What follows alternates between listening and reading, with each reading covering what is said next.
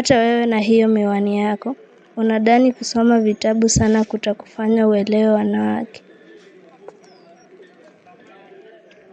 Mimi sina shida na mtu mzuri, nimekuja hapa kuburudika baada ya kazi ngumu.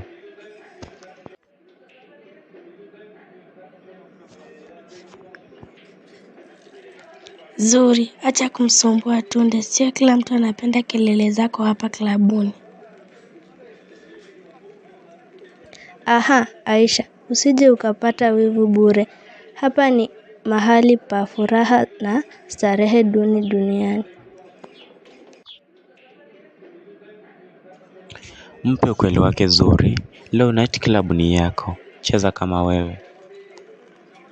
Kijana, Zuri, anajua sheria za hapa mjini zinasema nini kuhusu kupiga kelele baada ya saa 6 usiku.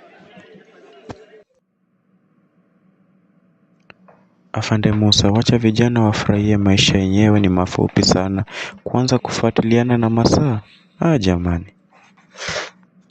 Mzee Devi, hii sio mchezo. Kuna ripoti nimepata kuhusu biashara zisizo halali zinafanyiwa nyuma ya hii klabu.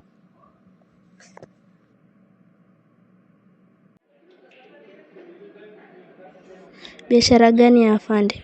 Hapa sisi tunacheza na kuchekesha watu tu.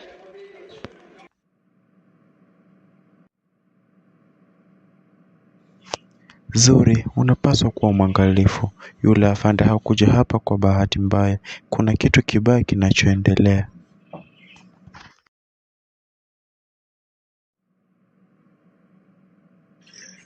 Tunde, tuondoke. Zuri anajidai anajua kila kitu. Siku akipata matatizo ndio ataelewa.